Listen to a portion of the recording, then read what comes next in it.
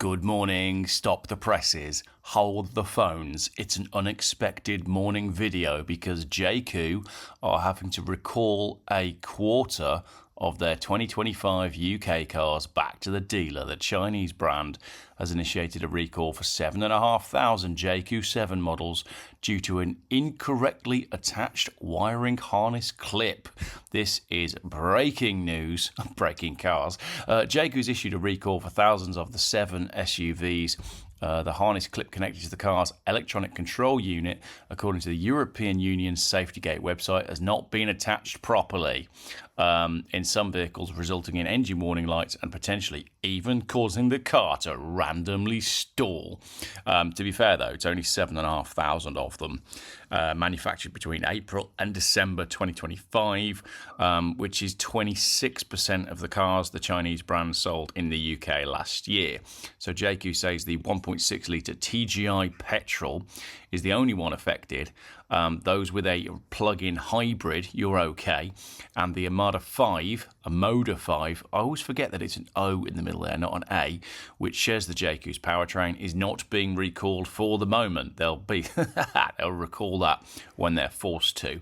A spokesperson told Auto Express that customers will be notified through relevant channels, and I don't mean the Jaecoo J7 Owners Group on Facebook, which, by the way, is hilarious.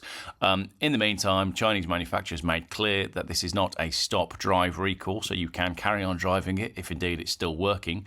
That is, if it hasn't been involved in an accident and isn't waiting for parts months and months and months, according to most reports. Customers are free to continue driving their cars for the time being while they wait for the repair.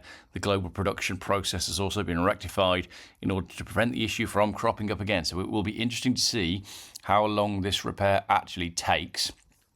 This is one of the first recalls Jaecoo has experienced after entering the UK market last year. Since arriving, the brand has recorded impressive sales figures. Let's just take a quick look, shall we, at how much a Jaecoo is on Auto Trader. Let's make up a postcode. Right.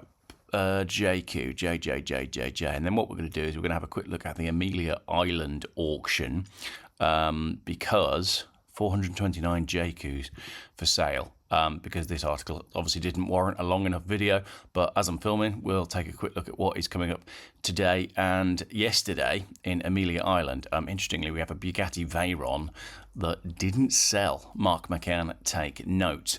What Jaecoo are we having then? Right, cheapest, filter and saw. Obviously, we want the saw, the lowest priced one, even though I'm only going to buy a Jaecoo if I'm on Motability, or indeed if I've got blue light discount. Blue light discount gets you about £6,000, I think it was, off of a Jaecoo. So 21,990 for the new Jaecoo 5, or if you want the larger Jaecoo 7, £27,250 for a white Jaecoo 7 with a panoramic sunroof. What do you think, ladies and gentlemen? That is they just copied the Range Rover Evoque. Look at the roofline. It's exactly Range Rover Evoque. I'm seeing these cars everywhere. I know that you're seeing these cars everywhere. What's going to be funny is how many of them are still working in 3 years' time when they all come off lease. So I think that I don't get it. I don't get spending £27,000 on a mystery brand from China when I've been highlighting car auctions and you could buy an interesting car for less money. The colours as well.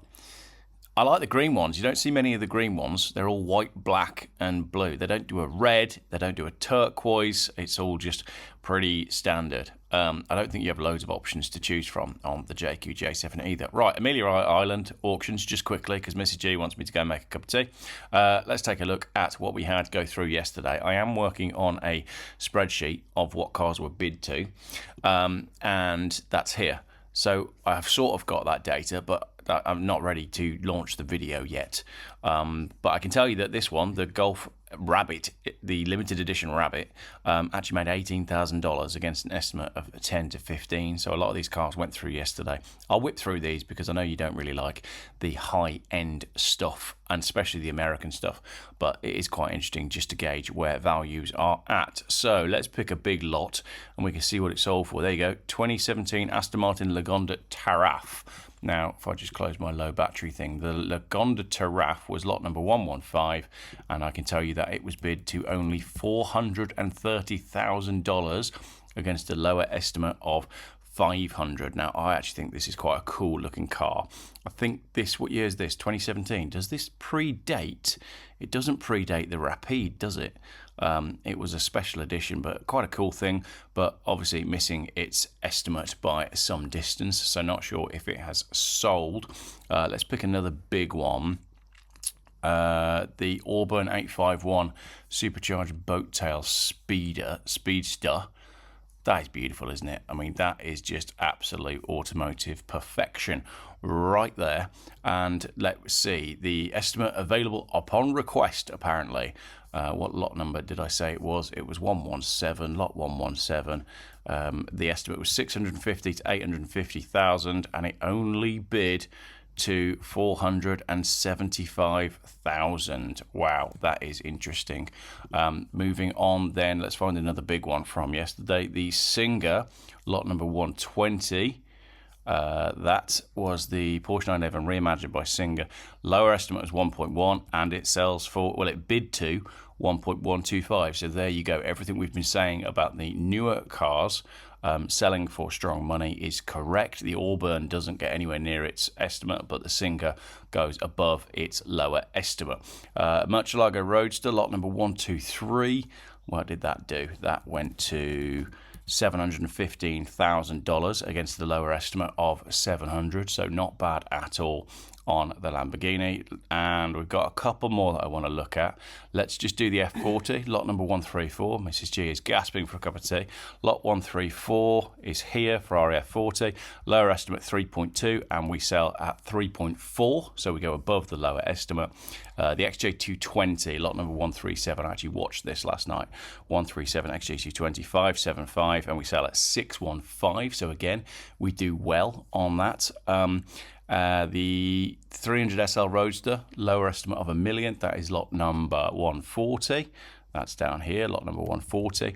1,925,000 only. Okay, so we're slowing down on those, which again is what I would expect with the way that we are seeing things go at the minute. The Veyron, though, interestingly, lot number 146, 1.9 to 2.2. And what did I say? Lot number what? I've forgotten already. So ditzy. 146, lot number 146, and that is bid up to $245,000 only. I think I've got an error with my data there, but I can tell you that it is 1.3 million. I need to go back through that and double check why my data's gone wrong there, but it was only bid to 1.3. So some way to go on the Veyron. I will do a complete video on this data because these are the cars that have bid up to today. We've got this one going all the way into Saturday, so Friday and Saturday sale. Loads of auctions going on at the moment, so I've got loads of fun stuff to be talking about in the next few days. We've got this one, Historics, Manor Park, and Hampson's auctions all taking place this weekend. So it's going to be a bumper week of auction results, and we will see how we do in the next few days. Thank you very much for watching this short emergency video. What we got here? There are some cool cars coming through. I think I need to make this a special video. Although last time I did one of these videos, only 5,000 people watched it, but I quite enjoyed making the video and using the photos for other things. Hang on. Lot number 182, 12 to 16 million, the Veyron. Not the Veyron, the Ferrari. I need more tea to wake up a bit. The Ferrari, where was it? I think that is correct. There's the number for it, look. I've got it in the wrong place, but it looks to me like it was bid to 13.8 million against an estimate of 12 million. So 12 million was the lower estimate on the Enzo, and it does 13.8. Right, I'll get all my numbers in order. Go make Mrs. G a cup of tea, and then we'll have a proper video on this later on today. Historics is kicking off live in 10 minutes, actually. So if they've got the live chat switched on, I'll see you there.